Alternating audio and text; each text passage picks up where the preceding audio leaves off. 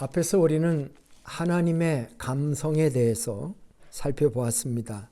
네, 오늘은 사도 바울의 감정선을 읽는 시간이 되겠습니다. 물론 사도 바울의 이 감성은 하나님의 복음으로 말미암아 오는 감성이 되겠습니다. 바울은 오늘 이 말씀에서 자기의 감정을 노출합니다. 어떤 감정입니까? 부끄러워하지 않는다 라고 하는 표현에서 잘 드러나고 있죠. 부끄러움, 그것은 하나의 감정이죠. 어떤 부끄러워하지 않는다는 부정이기 때문에 긍정으로 바꾸면 나는 자랑스럽다라는 말이라고 해석하는 경우도 있습니다. 부끄러워하지 않는다는 감정.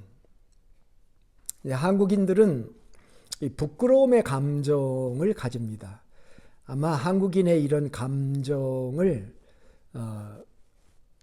유교나 불교에서 많이 왔다 이렇게 생각을 해요. 유교에는 사단 7정이라는 게 있습니다. 네 가지 감정, 사단은 네 가지 마음인데 측은지심, 수호지심, 사양지심, 시비지심 이런 다 마음에 관한 거죠. 그 중에 수호지심은 미워할 오자거든요. 자기의 옳지 못함을 부끄러워해야 된다. 그렇게 가르쳐 왔죠. 유교는 또 7정에 대해서 얘기합니다. 그 7정이 뭐냐고 하면은 7가지 인간의 감정을 얘기한 거예요. 희노애 구, 애오욕 이라고 하는 7가지 감정, 기쁨, 분노, 슬픔, 두려움, 사랑, 미움, 욕망 이런 7가지 감정을 얘기합니다. 불교는 유교가 사단 7정을 말한다면 불교는 오욕 7정을 얘기합니다. 사람은 5가지 욕망이 있고 7가지 감정이 있다. 그 오욕이 뭐냐면 재물욕, 명예욕, 식욕, 재밌는 건 수면욕도 있어요. 수면욕, 색욕, 이 5가지 욕망에 대해서 얘기하면서 7가지 감정을 얘기하는데 우리가 그 희노애락이라는 말 들어봤죠. 희노애락, 애오욕 들어보셨을 거예요. 희노애락이 뭡니까? 기쁨과 분노와 슬픔과 즐거움. 기쁨과 즐거움이 첫 번째, 네 번째인데 기쁨은 어떤 정신적인 그것을 기쁨이라고 얘기했고 육체적인 것을 락이라고 그렇게 육체적인 것을 의미합니다. 그 다음에 애오욕, 얘는 사랑의 자죠. 오는 미움이고 욕은 욕망입니다. 유교하고 불교하고 7가지 감정이 거의 비슷하죠. 그러니까 희노애구, 애오욕이라고 유교는 얘기했는데 희노애락, 애오욕이라고 했으니까 구자가 하나 차이가 있습니다. 그 구자는 두려워할 구자예요. 두려움의 감정에 대해서 유교는 지적을 했던 것이죠. 전반적으로 보면은 유교는 인간의 감정을 도가 넘지 않도록 잘 컨트롤해야 된다. 그거를 중용이라고 합니다. 이 인간의 감정을 적절히 다스려야 된다. 이렇게 얘기를 하는 것이고요. 불교는 그 감정 자체를 그 욕망 자체를 잠재워야 한다는 관점입니다. 고집멸도라고 하는 과정을 통해서 그런 감정으로부터 해탈하는 것을 부처가 된다. 이렇게 표현을 한 것입니다. 그런데 기독교인의 입장에서 보면 하나님이 인간에게 준 감정이라고 하는 관점이 있습니다. 이 감정은 누가 줬냐? 하나님이 주신 거예요. 우리가 지금 하나님의 감정선에 대해서도 지금 살펴보고 있는 중이죠. 하나님이 인간에 주신 감정들은 통제하거나 억누르거나 그 감정으로부터 해탈하는 것이 목적이 아니라는 거예요. 우리 그리스도인들은. 오히려 그 감정들을 잘 선용하고 발산하고 엔조이할 것은 엔조이해야 된다라고 하는 것이 기독교적인 입장입니다. 감정에 대해서 생각을 하다가 어느 날 이런 생각이 들더라고요. 감정은 일종의 색깔과 같다 하는 그런 생각을 해보았습니다. 만일 이 땅에 색깔이 없다고 한번 생각해 보세요. 모든 게 다 단색이라고 생각해 보세요. 모든 게 다 회색이든지 모든 게 다 노란색이든지 검정색이든지 모든 게 색이 없고 단색이라고 하면 이 세상이 얼마나 무미건조하고 단조로울까, 얼마나 우울할까 하는 그런 생각을 해보게 되었습니다. 가을이 돼가지고 낙엽이 지죠. 낙엽이 왜 집니까? 뿌리로부터 물과 영양분이 더 이상 올라오지 않습니다. 뿌리가 보내주지를 않아요. 그래가지고 낙엽은 그 살아있는 낙엽이 죽어가는 과정, 변색되는 과정이 낙엽이거든요. 그런데 그게 또 얼마나 우리들에게는 아름답습니까? 여러분 한국 살 때 내장산 가보셨는지 모르겠어요. 저는 전라북도 35사단에서도 근무를 한 적이 있는데 우리 교우들을 데리고 내장산 단풍 구경을 한번 간 적이 있습니다. 정말 아름답죠. 붉은 단풍이 먼저 집니다. 그 다음에 노란 단풍이 그 다음에 져요. 유타도 보면 그렇습니다. 붉은 단풍 별로 그렇게 많지는 않지만 노란 단풍이 있는 곳은 유타에 참 많습니다. 솔렉시티에 가면은 그 파크시티에서 솔렉시티로 건너오는 그 아스팔트 길 말고, 물론 아스팔트 길인데 중간으로 질러오는 산길이 하나 있는데요. 거기에 이 우람들이 아스펜이 쭉쭉 뻗어 있는 한 2km 구간인데 너무너무 아름다워요. 아스펜이 이렇게 딱 노란 단풍이 있을 때 정말 참 아름다운 거예요. 하나님이 참 이렇게 아름답게 세계를 창조하셨구나. 이런 것을 느끼지 않을 수 없어요. 그 만드신 만물에 분명히 그의 신성과 능력이 보여 알게 된다고 말한 사도 바울의 말을 우리가 생각할 수가 있는 것입니다. 그래서 우리는 하나님이 주신 감정을 가지고 하나님을 찬양합니다. 하나님을 예배합니다. 하나님을 기뻐합니다. 이런 것들이 우리에게 주신 하나님의 감성이다 이렇게 생각할 수가 있습니다. 자, 다시 오늘 본문으로 돌아가서 부끄러움에 대해서 생각을 해보겠습니다. 오늘 본문은 부끄러워하라는 말이 아닙니다. 부끄러워하지 않는다라고 하는 얘기를 지금 하고 있는 것입니다. 이 부끄러움이라는 게 성경에 언제부터 나오는가? 이런 생각을 가지고 성경을 한번 보시면 놀랍게도 창세기 2장 3장에 벌써 등장해요. 창세기 2장 25절, 창세기 2장의 마지막 절인데 아담과 그의 아내 두 사람이 벌거벗었으나 부끄러워하지 아니하니라 그랬습니다. 부끄러워하지 않았다 그런 말이에요. 부끄러워하지 않는 것은 좋은 것입니까? 나쁜 것입니까? 여기에서 이 말씀에서 좋은 것이라는 거예요. 부끄러워하지 않는 것은 선한 것이고 문제가 없다는 것입니다. 부끄러워하다라고 하는 이 히브리어 단어의 뜻은 창백해지다, 실망하다, 지연되다라고 하는 것입니다. 부끄러워하지 않는다는 것입니다. 에덴이 왜 이상향이냐면은 그것은 부끄러움이 없는 곳이에요. 모든 게 내추럴합니다. 자연스럽습니다. 근데 문제는 이 부끄러워하지 아니하였더라고 하는 이 말씀이 얼마 가지 못한다는 것입니다. 3장 10절에 가보면 뭐라고 얘기를 하고 있냐면 이르되 내가 동산에서 하나님의 소리를 듣고 내가 벗었으므로 두려워하여 숨었나이다 하는 말씀이 들어 있습니다. 선악과를 따먹고 아담과 하와가 스스로 부끄러워 가지고 하나님을 피해 도망가니까 하나님이 찾아오셔서 아담아 내가 어디 있느냐 그렇게 물었더니 한 대답이 이겁니다. 내가 벗었으므로. 벗은 것이 부끄러움이 아니었습니다.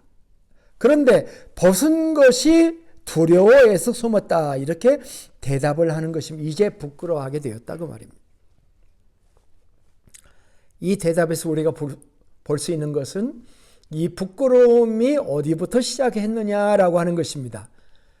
부끄러움은 죄로 말미암아 나타난 감정이구나 하는 것이다. 이렇게 말씀할 수가 있겠습니다. 이 창세기 2장과 3장의 말씀은 우리들에게 우리의 감정 문제를 어떻게 해결해야 되느냐고 하는 데 대해서 중요한 지침을 우리에게 가져다 주는 것입니다. 시사점을 주고 있는 것입니다. 근원적인 문제 해결책이 무엇인가 하는 것을 우리에게 말씀해 주고 있는 것이죠. 자, 오늘 본문에서 사도 바울은 부끄러워하지 않는다라고 얘기를 했습니다. 몇 가지 질문을 하면서 이 말씀을 이어나가고, 자, 첫 번째 질문은 이겁니다. 바울은 무엇을 부끄러워하지 않는다고 했습니까?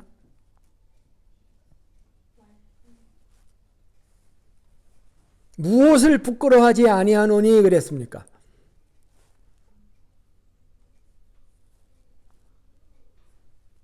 16절에 어떻게 써 있어요? 복음을 부끄러워하지 않는다. 그렇게 말했잖아요. 복음.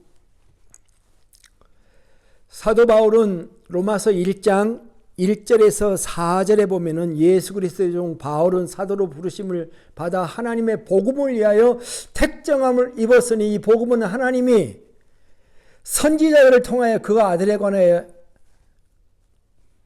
성경에 미리 약속하신 것이라. 자, 2절에 이 복음은 하고 설명하고 있습니다. 자기가 하나님의 복음을 위해 택정함을 받았는데 그러면 하나님의 복음이 뭐냐? 2절에 이 복음은 하고 시작하고 있죠. 근데 설명이 많아요.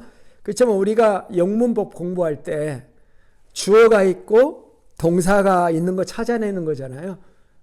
그럼 이 복음은 도대체 뭐를 설명하는 거냐? 거기 보면 2절에 하나님이 선지자들을 통해 그 아들에 관하여 성경에 미리 약속하신 것이라. 아들에 관한 것이구나.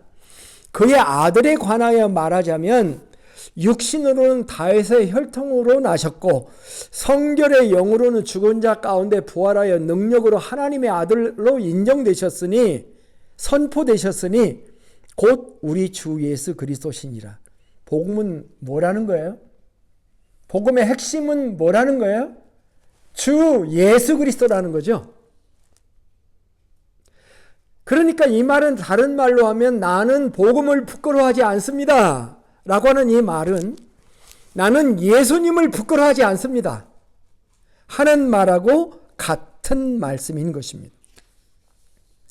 사도 바울은 이 말씀을 선포할 때 어떤 상황에서 이 말씀을 선포했을까요? 사도 바울이 로마서를 쓰게 된 배경과 당시의 소아시아 지역의 상황은 어떠했는가 한번 생각을 해봐야 되겠죠? 이 말씀의 상황은 많은 사람들이 복음을 부끄러워하고 있는 상황이에요. 1세기 그리스도인들이잖아요. 기독교가 로마에 공인받으려면 앞으로도 300년은 더 있어야 되고 바리새인들에게 핍박받고 있는 그리스도인들이잖아요. 온 세상이 내가 예수 믿는다고 하는 것, 내가 그리스도인이라고 하는 것을 드러내지 못하는 부끄러운 상황 속에서 사도 바울은 이 말씀을 선포했다고 하는 것이죠. 샤이 트럼프라고 하는 얘기 들어봤습니까? 샤이 트럼프가 뭐예요? 샤이 트럼프라고 하는 것은 많은 사람들이 트럼프를 지지하지 않는 분위기 속에서 내가 트럼프를 지지한다는 말을 감히 꺼내지를 못하는 사람들을 얘기하고 있어요. 바이든이나 카말라를 지지하는 분위기 속에 어떤 사람이 하나 들어있는데 그 분위기가 너무 세서 예를 들면 캘리포니아라고 생각해 봅시다. 세서 다 바이든을 지지하고 있는데 나는 트럼프를 지지하오라는 얘기를 감히 하지 못하고 여론조사할 때도 그거를 써내지 못하고 이것을 샤이 트럼프라고 얘기를 합니다. 그래서 어떤 사람들은 5% 정도의 샤이 트럼프가 있다. 이렇게 얘기를 해요. 그래서 여론조사를 안 나온다. 그 사람들은. 그러니까 지금 나오는 여론조사는 거기에 플러스 5%를 해야 제대로 된 여론조사다. 이런 얘기입니다. 샤이 트럼프가 있는 것처럼 우리는 샤이 크리스찬인가요? 내가 예수님을 믿고 예수님을 사랑하지만 그것을 말하지 못하는 사람들일까요? 이런 상황 속에서 사도 바울은 자기가 복음을 부끄러워하지 않는다라고 하는 담대한 선언을 하게 된 것입니다. 처음 시작할 때 말한 것처럼 나는 복음이 자랑스럽다. 부끄러워한다고 하는 것이 부정 개념이고 하지 않는다라고 하는 것이 부정 개념이니까 부정 플러스 부정은 긍정이다. 이렇게 보는 거예요. 나는 복음을 자랑스럽게 생각한다. 나는 복음이 너무 영광스러운 복음이라고 생각한다. 이런 얘기입니다. 자, 근데 문제는 바울이 그랬으니까 나도 그래야 된다. 그 말을 하고자 하는 건 아니에요. 그럼 뭐냐면 나는 바울이 아니죠. 근데 우리가 여기서 볼 것은 바울은 왜 복음이 부끄럽지 않았느냐. 요게 포인트예요. 바울은 왜 복음이 부끄러우지 않았을까요? 혹시 아시는가요? 그게 16절, 17절이에요. 그 구절에 다 설명이 되어 있어요. 짧은 2절인데요. 엄청난 얘기를 하고 있는 것입니다. 3가지 얘기를 할 건데요. 사도 바울은 왜 복음이 부끄럽지 않았는가? 왜 복음이 자랑스러웠는가? 첫째, 복음은 믿는 자에게 구원을 주시는 하나님의 능력이기 때문이다. 16절에 그렇게 설명되어 있죠. 내가 복음을 부끄러워하지 아니하노니 이는 이 복음이 모든 믿는 자에게 구원을 주시는 하나님의 능력이기 때문이다. 먼저는 유대인에게요. 그리고 헬라인에게로다. 저는 이 구절에서 2개의 중요 키워드가 있다고 생각해요. 하나는 하나님의 능력, 그 다음에 하나는 구원. 어떤 것을 메인 키로 보느냐고 하는 문제가 있으면 저는 구원이라고 봅니다. 왜 복음이 자랑스럽냐고 하면은 모든 믿는 자에게 구원을 주시기 때문이다. 그 구원을 얻게 하는 능력을 복음이 가지고 있기 때문이다. 이렇게 설명을 하는 것이죠. 구원이 목표입니다. 제가 군목으로 맹호부대 군목으로 있었는데 그때 김수환 추기경이 우리 부대에 방문을 했어요. 사단장이 천주교 신자였어요. 그래서 이제 김추기경도 만나볼 수 있게 되고 내가 군종 참모니까 또 안내도 해야 되고 그래서 만났는데 이분이 자기 신자들을 데리고 1000마디가 그러더라고요. 내가 이렇게 들어보니까 예수를 왜 믿습니까? 이렇게 물어요. 그러니까 그 추기경이 신자들한테 예수를 왜 믿느냐고 물으니까 이렇게 대답이 팍 안 나오는 거잖아요. 이게. 그랬더니 자기가 구원받으려고 믿는 겁니다. 그거 맞아요. 그 점에 있어서 아주 복음의 핵심을 얘기하고 있어서 제가 놀랐어요. 왜 복음이 자랑스럽냐면 우리에게 구원을 주기 때문에 그래요. 이 구원 문제가 우리의 핵심 문제예요. 우리 이 땅에서 영생할 거 아니잖아요. 우리는 하나님의 나라의 영생도 우리가 믿는 사람이잖아요. 복음이 믿는 자를 구원한다. 예수님이 중심인 그 복음, 믿는 자에게 예수님을 통해서 구원을 우리에게 주시기 때문에 나는 이 복음이 없으면 구원을 못 받아. 그런데 이 복음이 있기 때문에 내가 구원받았으니까 내가 절대 부끄럽지 않고 자랑스럽다. 그렇게 얘기를 하는 거예요. 사도행전 4장 12절에 보면은 유명한 말씀이 있어요. 제가 설악산 곤금성에 올라갔을 때 그 올라가는 길목에 어떤 사람이 성경 구절 2구절을 딱 거기다 써놨더라고요. 그 성경 구절이 뭐였냐면 사도행전 4장 12절 다른 이로서는 구원을 얻을 수 없나니 천하 인간에게 구원 얻을 만한 다른 이름을 우리에게 주신 일이 없음이니라 하는 말씀. 하나님이 구원 얻을 다른 이름을 우리에게 준 적이 없다는 거예요. 다른 이로서는 구원을 못 얻는다는 거예요. 오직 예수라는 거예요. 근데 이 말이 어떤 상황에서 나온지 아십니까? 베드로와 요한이 안진뱅이를 일으켰어요. 그리고 그 일로 인해서 잡혀가지고 대제사장들과 그의 문중이 다 참여하고 리더급들이 다 참여한 공회 앞에 베드로와 요한이 잡혀가지고 신문하는 과정에 베드로가 한 말일 거예요. 사도라고 이렇게 개인 이름은 안 써놨지만 베드로가 한 말, 다른 이로서 구원받은 게 아니다. 물론 안진뱅이가 일어난 거에 대한 얘기를 지금 하는 거지만 이것이 복음의 핵심을 드러내는 말씀임에는 틀림이 없습니다. 오직 예수 그리스도. 마태복음 10장 32절 33절에 보면은 누구든지 사람 앞에서 나를 시인하면 나도 하늘에 계신 아버지 앞에서 그를 시인할 것이요. 이게 참 묘미가 있는 게 사람 앞에서 시인하는 거 얘기하고 있는 거예요. 마음속으로 시인해서 구원도 받아요. 그런데 이 말씀에서는 사람 앞에서 나를 시인하면 나도 하나님 앞에서 그를 시인할 것이고 사람 앞에서 나를 부인하면 나도 하늘에 계신 내 아버지 앞에서 그를 부인하리라. 이런 말씀합니다.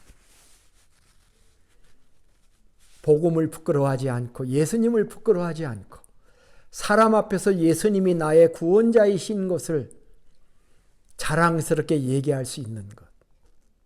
이것이 사도 바울의 첫 번째 이유인 것입니다. 특별히 감사한 것은 첫째는 유대인에게요 또한 헬라인에게로다라는 말씀이에요. 무엇입니까? 구원은 유대인으로부터 시작을 하지만 유대인이신 예수 그리스도와 그의 제자들로 말미암아 하나님의 복음이 시작되었지만 이것은 구원이 헬라인에게도 주어지는 복음이다. 모든 믿는 자에게 구원을 주시는 하나님의 능력이기 때문에 우리는 이 복음을 자랑스러워 할 수밖에 없다. 이스라엘의 선민의식을 뛰어넘는 복음이라고 하는 것을 얘기하는 것입니다. 성경은 그것을 분명히 하고 있죠. 하나님은 모든 사람이 구원을 받으며 진리를 아는 데 이르기를 원하시느니라.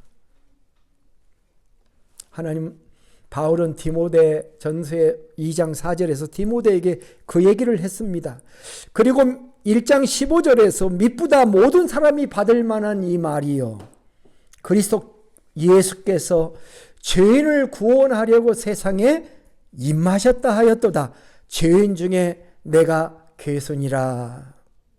이것이 사도 바울이 복음을 부끄러워하지 않은 첫 번째 이유입니다. 두 번째, 복음은 하나님의 의를 드러내기 때문에 그런 것입니다. 하나님의 의를 17절 첫 부분을 보시면 복음에는 하나님의 의가 나타나서라고 해요. 이게 무슨 말일까요? 여기 하나님의 의라는 단어가 등장합니다. 바울은 인간의 의와 하나님의 의를 구별합니다. 바울의 의에 대한 담론이에요. 우리가 성경을 읽다 보면 인간이 의인이 될 수 있는가 하는 것에 대해서 혼동스러운 말씀들이 좀 있습니다. 특별히 구약에 보면 의인들이 등장하기도 하고요. 때로는 창세기 6장 9절에 보면 이런 말씀이 나옵니다. 이것이 노아의 족보니라. 노아는 의인이요 당대의 완전한 자라. 그는 하나님과 동행하였으며. 노아가 의인이구나. 의인이라고? 그런데 이 구절을 가지고 전후를 이렇게 묵상을 해봐야 됩니다. 이 구절은 인간의 완전한 의로움에 대해서 얘기하는 것일까요? 이 말씀에는 몇 가지 힌트가 있습니다. 첫째는 당대의 완전한 자라는 말입니다. 비교하고 있어, 다른 사람하고.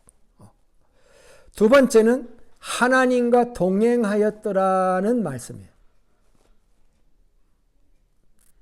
어떤 사람들은 6장 9절 전에 6장 8절에 그러나 노아는 하나님께 은혜를 입었더라 하는 말씀이 바로 나와요. 그 앞에. 누가 의인일까요? 저는 이 구절에서 하나님과 동행하는 사람을 의인이라고 묘사하고 있다고 저는 생각해요. 노아가 비록 당대에는 다른 사람에 비해서 의인에게 속할 수 있지만 근원적으로는 노아가 의인된 것은 하나님의 은혜로 말미암은 것이다 라고 하는 것은 노아의 인간 스스로 의인이 될 수 있는 것은 아니다라고 하는 것을 오히려 강조하고 있는 말씀으로도 보입니다. 지금 인간의 의에 대해서 얘기하고 있는 거예요. 창세기 18장에 가면은 아브라함의 중보기도가 나오죠.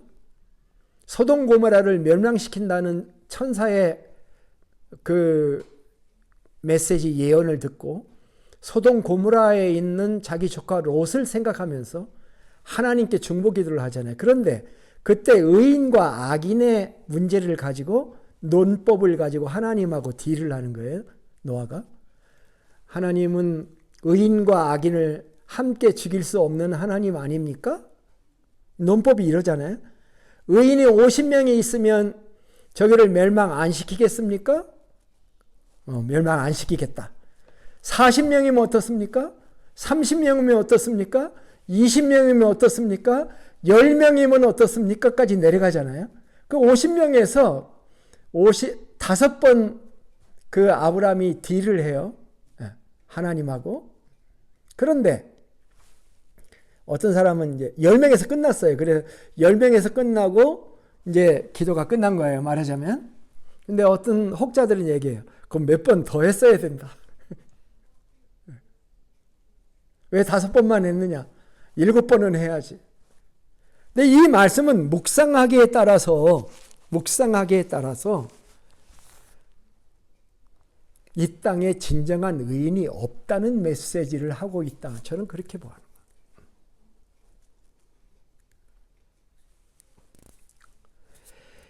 현실 세상에 진정한 정의가 있을까요?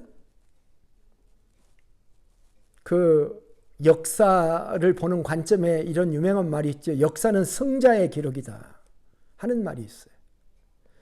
힘 있는 사람이 역사를 기록하게 되고 그래서 정의의 논리를 만들어낸다라고 하는 것을 말씀하고 있는 말씀이죠. 문화와 사회에 따라서 정의의 규범이 달라서 다른 나라에 가면은 운전석이 왼쪽에 있고 어떤 나라는 운전석이 오른쪽에 있고 이것은 상대적인 것이죠. 그래서 정의의 상대화에 대해서 얘기하는 시대에서 우리가 살아가고 있는 것입니다. 그런데 오늘 바울은 무슨 얘기를 하고 있냐면 하나님의 의에 대해서 얘기를 하고 있습니다. 하나님의 의. 하나님이 인정하시는 의는 인간의 도덕적인 의가 아니다라고 하는 거예요. 인간은 율법이나 도덕을 지켜서 그 행위로 말미암아 구원받으려고 하는 그런 자기 논리로 가득 차 있어요. 우리가 지금 아침에 몰몬 공부를 하는 것도 마찬가지죠. 몰몬들의 구원관이 행위 구원관이다. 자칫 들으면 상당히 설득력이 있고 논리적인 것처럼 보입니다. 세상의 모든 종교가 행위 구원론을 많이 주장하고 있습니다. 결국 불교도 행위구원론이잖아요. 모든 종교가 다 똑같습니다. 여기에 허위의 함정이 있다는 것입니다. 마치 평생 돌을 닦으면 부처가 될 수 있을 것과 같은 착각을 불러일으키는 허위의식이 그 컨셉 속에 들어있는 것입니다. 평생 돌을 닦은 그런 도인이라 할지라도 그 마지막 순간에 완전한 의인이 됐냐고 물으면 아무도 그렇게 되었다라고 대답할 수 없는 것이죠. 이게 사탄의 책략이고 우리의 진리를 호도하는 것입니다. 로마서는 율법을 주신 목적에 대해서 이렇게 얘기합니다. 3장 20절에 보면은 그러므로 율법의 행위로 그의 앞에 의롭다 하심을 얻을 육체가 없나니 율법으로는 죄를 깨달음이니라. 그래서 율법의 목적이 뭡니까? 율법을 완벽하게 지켜내는 게 목적이 아니라는 것입니다. 율법의 목적은 죄를 깨닫게 하려는 거예요. 인간이 죄인인 것을 인정 안 하니까 율법을 만들어 놓고 그 율법을 지켜보려고 노력하다 보니까 안 되는 거예요. 십계명의 10번째 계명이 탐심이잖아요. 여러분, 이 탐심 문제가 그렇게 만만한 문제가 아닙니다. 평생 싸워야 될 문제예요. 탐심 없는 사람이 어디 있습니까? 성경이 하나님이 출애굽기 20장에서 율법을 주신 목적은 내가 그 율법을 완벽하게 지켜낼 수 없다는 것을 깨달아서 죄인으로 하나님 앞에 나와 복음을 받아들이게 하려고 하는 것이 하나님의 목적이다. 이것이 하나님께서 우리를 의롭게 하시는 방법이라는 거예요. 로마서 10장을 한번 찾아보세요. 로마서 10장 1절로부터 4절을 보면 이 사실을 명백하게 주장합니다.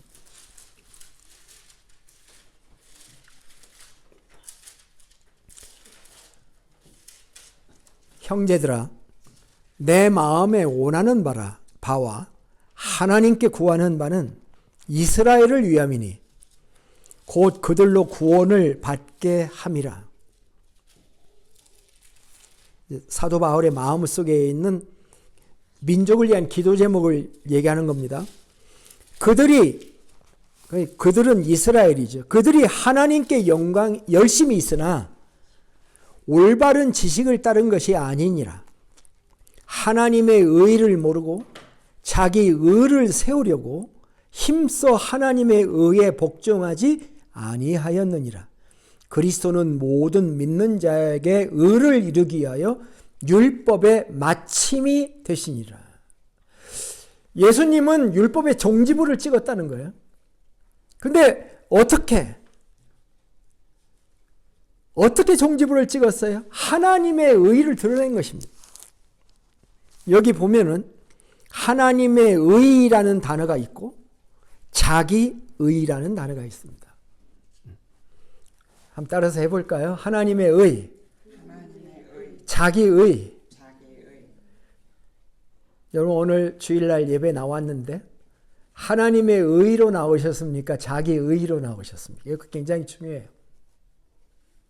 하나님의 의로 나오면 감사한 마음으로 나올 수가 있어요. 자기 의로 나오면 고개를 못 들을 수 있어요. 그죠? 그리고 나의 부족함을 생각하면서 하나님 앞에 쭈빗쭈빗 할 수밖에 없어요. 왜? 우리의 의의를 나는 알기 때문에. 내가 하는 생각을 내가 알고 내가 하는 행동도 내가 알기 때문에. 사도 바울은 여기에서 하나님의 의와 자기 의를 구별합니다. 여기서 그들이라고 하는 말이 나오는데 그들은 이스라엘 사람들이에요. 아마 바리새인 생각하면 딱 맞습니다. 바리새인들은 굉장히 열심히 있는 사람이었어요. 십계명을 지키려고 십계명을 613가지로 세분화해가지고 지키려고 노력했던 사람이었어요. 하나님께 열심히 있는 사람이었어요. 그런데 열심만 가지고 안 된다고 얘기하잖아요. 열심 없는 게 좋아. 왜냐하면 열심히 행했는데 그것이 하나님을 대적하는 길을 걸을 수가 있는 것이기 때문에 열심히 있는데 그 열심히 하나님의 의를 거절하는 열심이 되었다. 지금 그렇게 얘기하는, 그걸 자기의다라고 얘기를 하고 있는 것입니다. 율법을 완전히 지켜서 구원을 얻어보려고 하는 행위 구원론자들에게는 그것이 고상한 도덕론인 것처럼 보이지만은 영적으로는 그것은 하나님의 의를 거절하고 대적하는 위치에 서고 있다고 하는 사실을 알아야 된다라고 하는 것입니다. 오늘 본문에 보니까 복음에는 하나님의 의가 나타났다. For in the gospel of righteousness from God is revealed. 그렇게 설명돼요. 수동태예요. 하나님의 주권적인 행동이 나타나기 때문에 수동태로 기록돼요. 나타나졌다는 것입니다. 우리가 한 게 아니라는 것입니다. 하나님이 하셨다는 것입니다. 인간의 의와 하나님의 의는 차원이 다릅니다. 많은 사람들이 자기가 열심히 하면 율법을 지킬 수 있다고 생각하지만 인간은 스스로를 구원할 수 없는 존재입니다. 이 부분의 가장 위대한 선언이 로마서 3장 10절부터 12절의 말씀입니다. 기록된 바 의인은 없나니 하나도 없으며 깨닫는 자도 없고 하나님을 찾는 자도 없고 다 치우쳐 함께 무익하게 되고 선을 행하는 자는 없나니 하나도 없도다. 좀 지나친 거 아닌가 싶을 정도로 하나도 없도다. 기록된 바라고 했죠. 그것은 구약에 기록된 바죠. 어디에 구약에 그런 말씀이 기록됐는가? 아마도 시편 14편 2절 3절을 얘기하는 것일 겁니다. 거기에 보니까 이렇게 기록되어 있어요.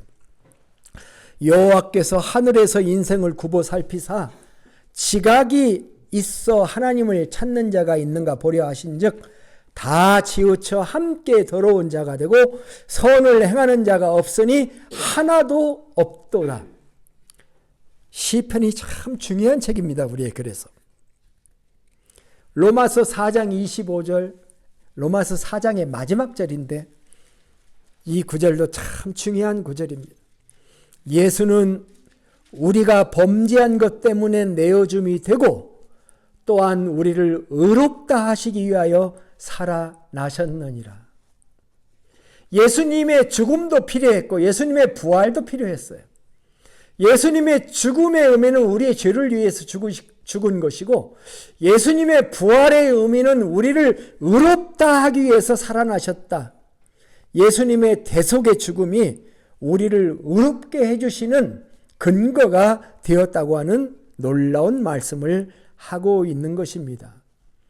복음은 이렇게 모든 믿는 자를 구원해 주시는 하나님의 능력이 되기 때문에 우리가 이렇게 구원받았기 때문에 우리가 이렇게 구원받은 이 복음, 이 예수 그리스도를 부끄러워하지 않는다라고 사도 바울은 얘기를 한 것입니다. 복음은 하나님의 의를 드러내기 때문에 그렇습니다. 세 번째 사도 바울이 복음이 부끄럽지 않다고 말한 이유는 우리를 믿음으로 인도하기 때문에 그렇습니다. 복음이 우리를 믿음으로 인도한다. 17절 다시 보시면 복음에는 하나님의 의가 나타나서 믿음으로 믿음에 이르게 하나니 여기도 기록된 바가 있어요. 기록된 바 오직 의인은 믿음으로 말미암아 살리라 함과 같으니라. 여기 참 귀한 말씀입니다. 저는 지난 주간에 오랜만에 산행을 했습니다. 자이언트 캐년을 가서 이번에는 안 갔던 트레일을 선택을 했는데요. 거기에 가면은 버진이라는 데가 있죠.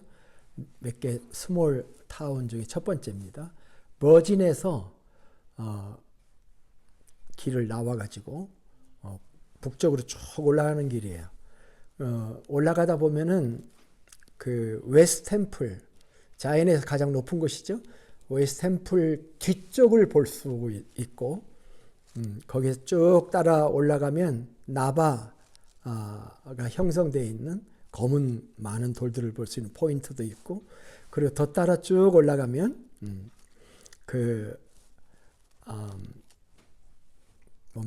호수가 하나 제법 큰 게 나오더라고요. 그 호수의 이름이 콜랍 레저버인데 낚시도 할 수 있는 여기 와서 처음으로 크게 본 호수였어요. 한 25마일, 그러니까 버진에서 25마일 정도 구간이 되더라고요. 가는 도중에 아스펜이 많이 있더라고요. 한 2, 3주 전에 왔으면 단풍이 참 좋았겠다. 그래서 그 버진에서 출발해가지고 하나씩 안 가본 길을 걷고 조금 추레를 걸어보고 하는, 그래서 결국은 호수에까지 인도하는 그런 루트를 경험해 보았습니다. 좋았습니다. 복음이라는 길을 따라가다 보면 구원과 제사함이 있고요. 그 다음에 넘어가 보니 하나님의 의를 맛보게 되고, 인간의 의와 하나님의 의는 너무 차원이 다르다. 그 다음에 마지막에는 믿음에 이르는, 믿음으로 인도되는 그것에 대해서 오늘 말씀을 하고 있습니다. 이게 굉장히 중요한 포인트예요. 믿음으로 믿음에 이르게 하나니라고 하는 이 말을 영어 성경에서 NIV는 from first to last, 처음부터 마지막까지 믿음으로 믿음에 이른다, 이렇게 표현을 했고, 킹 제임스 버전에서는 from faith to faith예요. 뭐로부터 뭐까지, 믿음에서 단계를 생각해 볼 수 있어요. 적은 믿음에서 좀 더 나은 믿음으로, 더 큰 믿음으로. 복음은 우리를 믿음으로 이끈다라고 하는 것입니다. 17절을 가만히 들여다보면 믿음 한 절에 믿음이라는 단어가 이렇게 나오게 됩니다.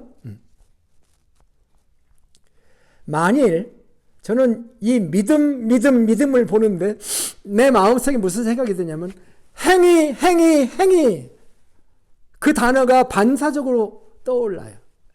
만일 자기 의를 따라간다면 어떻습니까? 행위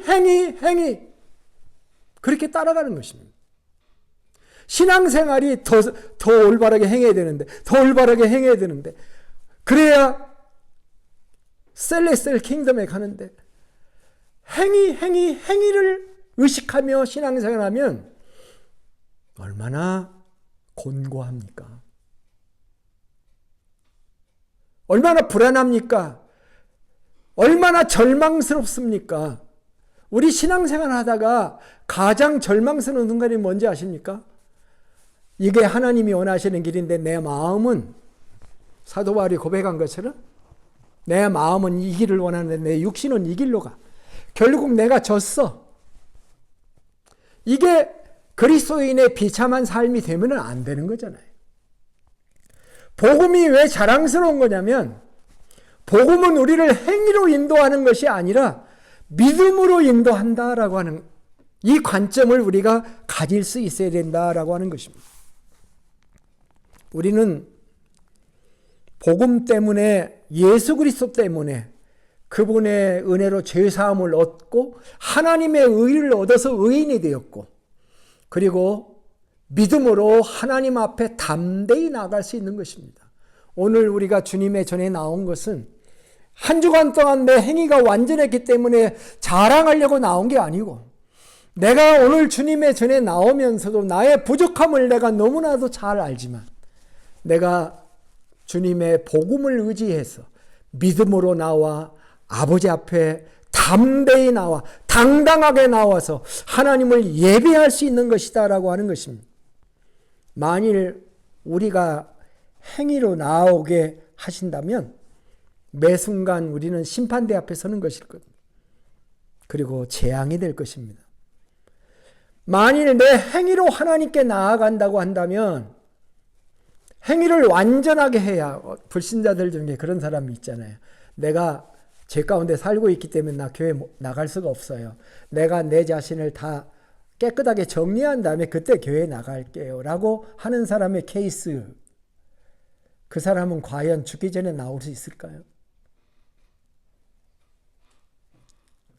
만일 하나님께서 너 행위를 똑바로 해야 내가 구원할 거야, 그렇게 얘기해서 행위 from 행위 to 행위, 그게 된다고 한다면 우리가 평생 아버지 앞에 감사하면서 찬양하면서 나올 수 있는 기회가 한 번이라도 있을까요?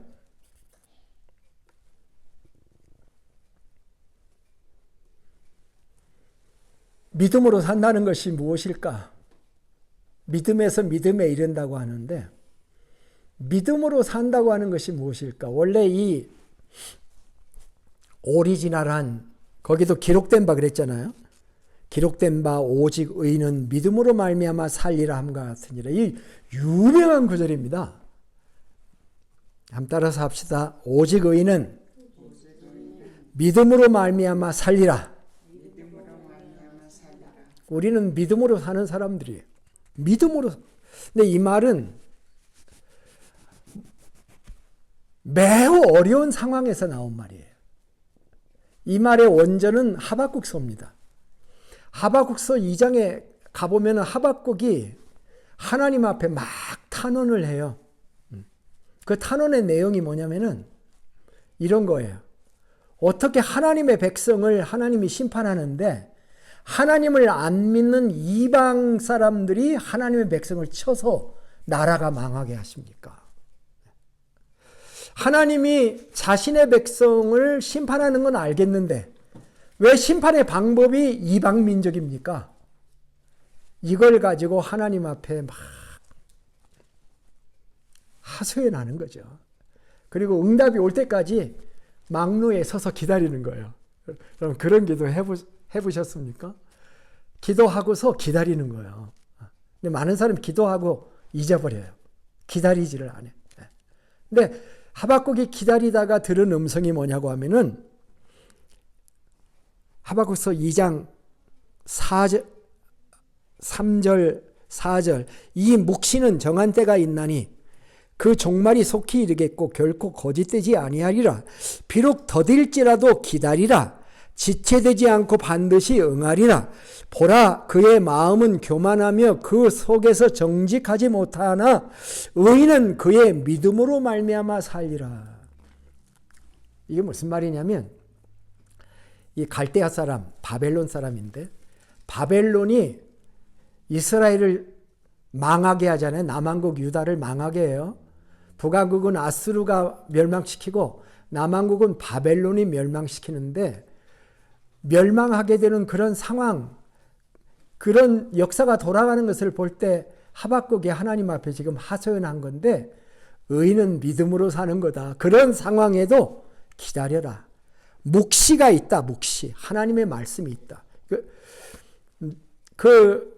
자세히 하박국서를 설명할 수는 없지만 내가 갈대아 사람을 일으켰다. 하나님이 그렇게 말씀하셔요. 내가 갈대아 사람을 일으켜서 지금 내 민족을 흔들어 놓고 있는 건데 다 때가 있다. 이런 어려운 상황 속에서도 하나님의 말씀을 믿지 못하고 하나님의 백성이 망해가는 모습을 보는 이런 상황 속에서도 나의 의인은 믿음으로 사는 것이다. 이게 하박국서의 내용입니다. 여러분, 그러므로 믿음으로 산다는 것이 얼마나 보통 말이 아닌 것입니다. 우리는 눈앞에 모든 것이 다 잘 될 때 믿음으로 사는 것이 아닙니다. 눈앞에 주어지는 모든 상황 속에도 내가 기대하지 않는 어떤 결과가 온다 할지라도 하나님을 신뢰하며 믿음으로 사는 것, 그것을 하나님은 의롭다라고 말씀하시고 나의 의인은 그렇게 믿음으로 사는 거야 라고 말씀하신 게 하박국서입니다. 이 믿음으로 사는 생활을 신약으로 넘어오면 이제 적용하는 적용점이 있습니다. 믿음으로 산다는 게 무엇일까? 믿음에서 믿음에 이르러서 또 다른 믿음으로, 더 큰 믿음으로 자라난다는 것이 무엇인가? 그 샘플을 보고 싶지 않습니까? 그 첫 번째 샘플이 오늘 오직 나의 의는 믿음으로 산다. 복음에 하나님의 의가 나타난다는 그 믿음으로 산다. 이게 첫 번째인 것입니다. 그리고 두 번째가 갈라디아 3장입니다. 갈라디아 3장 10절로부터 14절 말씀입니다. 다 읽지는 않겠는데 11절만 보겠습니다. 또 하나님 앞에서 아무도 율법으로 말미암아 의롭게 되지 못할 것이 분명하니 이는 의인은 믿음으로 말미암아 살리라 하셨습니다. 율법으로 행위로 의롭게 되려고 하는 그 생각을 버리고 나는 예수 그리스도를 통한 하나님의 의, 하나님의 손이 터치된 의, 하나님의 아들이신 예수 그리스도의 십자가의 죽음으로 얻은 의, 이것을 믿음으로 받아들이는 것이 믿음으로 사는 것이다. 그렇게 지금 얘기하고 있는 거죠. 그런 행위 구원론 속에서 오직 믿음으로 구원받는 이 길을 걸어가는 그 믿음을 갖는 게 믿음으로 살아가는 거다라고 얘기하는 거고, 세 번째 믿음으로 산다는 신약의 말씀은 히브리서 10장 35절부터 38절입니다. 그러므로 너희 담대함을 버리지 말라. 이것이 큰 상을 얻게 하느니라. 너희에게 인내가 필요함은 너희가 하나님의 뜻을 행한 후에 약속하신 것을 받기 위함이라. 잠시 잠깐 후면 오실 이가 오시리니 지체하지 아니하시리라. 나의 의는 믿음으로 말미암아 살리라. 또한 뒤로 물러가면 내 마음이 그를 기뻐하지 아니하리라 하셨느니라. 우리는 뒤로 물러가 멸망할 자가 아니요 오직 영혼을 구원함에 이르는 믿음을 가진 자니라. 굉장히 귀한 말씀입니다. 믿음을 가진 사람도 시간이 지나면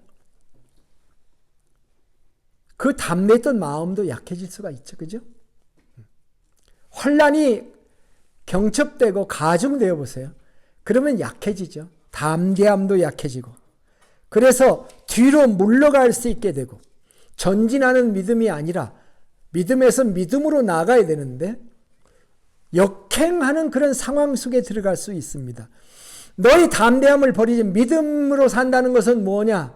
환난과 시련이 와도 담대함을 버리지 말고 하나님의 약속을 끝까지 신뢰하고, 잠시 잠깐 오면 주님이 오실 텐데 주님의 재림을 바라다 보면서 뒤로 물러가 망하지 아니하고 믿음의 전진을 가지며 끝까지 견고하게 서는 거다. 이게 너희의 상이다. 이렇게 말씀하고 있는 거죠. 이것이 믿음으로 산다는 말씀의 의미인 것입니다. 사랑하는 성도 여러분, 우리가 이 땅에서 신앙생활을 하다 보면 내 뜻대로 되지 않는 것 같아 보이는 것도 많이 경험하게 되고, 기도 응답도 안 되는 것 같고 어떤 때는, 그렇지만 하나님께서는 우리 모두의 후원자가 되시고 보혜사가 되셔서 우리를 돌봐주시는 하나님이십니다. 우리의 상급이 무엇일까요? 인내하는 마음. 그 가운데서도 믿음으로 사는 모습. 세상이 미쳐 돌아가도 예수 그리스도의 복음을 믿고 그의 의롭다 하심을 믿으면서, 예수는 나의 범죄함을 위해서 내어주고 나를 의롭다 하시기에 살아나신 예수님의 죽음과 부활의 감격을 믿으면서 인내하고 나아갈 때, 이것이 우리의 큰 상급이라고 하는 것입니다.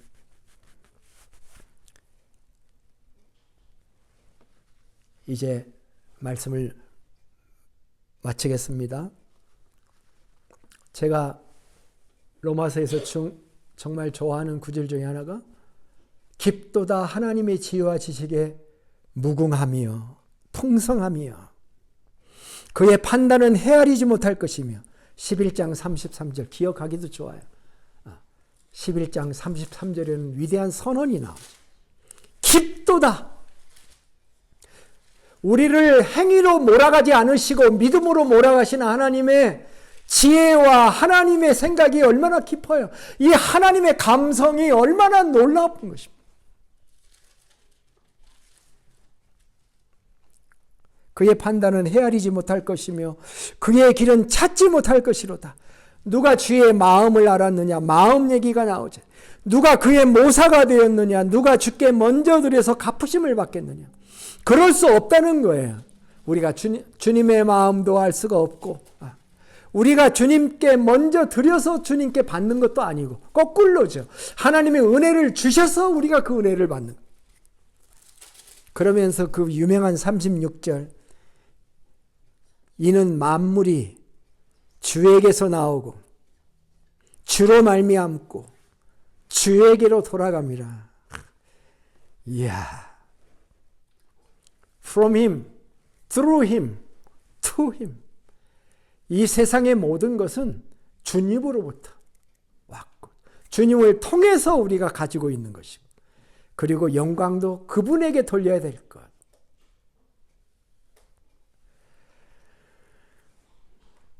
말씀을 맺겠습니다. 오늘은 사도 바울을 통해서 사도 바울의 감성을 통해서 하나님의 감성을 생각하는 시간이었습니다. 그분은 우리를 구원하시고 우리를 하나님의 의의 길로 인도해 주셔서 믿음에서 믿음으로 살게 인도하시는 이 하나님의 교육자적인 가장 완전한 지혜. 우리가 신앙생활할 때 어렵게 하지 않도록 행위로 나아오지 않도록 from faith to faith 하면서 우리의 믿음이 자라가게 하시고 어떤 상황 속에서 율법에서도 이기게 해 주시고 율법의 마침 되시는 예수 그리스도를 보면서 이 세상에 어떤 고난과 환난이 온다 할지라도 믿음으로 살며 믿음으로 나오게 하시는 이 하나님을 찬양합니다. 기도하겠습니다. 하나님 아버지, 우리로 복음을 사도 바울이 그리했던 것처럼 사도 바울이 왜 복음을 부끄러워하지 않는다고 말했는지 그 내용을 오늘 살펴봤는데 이제는 사도 바울이 말했기 때문이 아니고 복음이 너무 자랑스럽고 영광스러워서 복음이 우리를 구원하고 복음이 우리를 의인 만들어주고 믿음의 길로 인도해 주신 이 하나님의 방법이 이 하나님의 그 은혜가 너무 크고 감사합니다.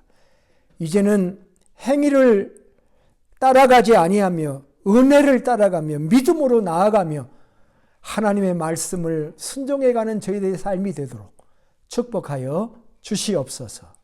예수님의 존귀하신 이름으로 기도하옵나이다. 아멘.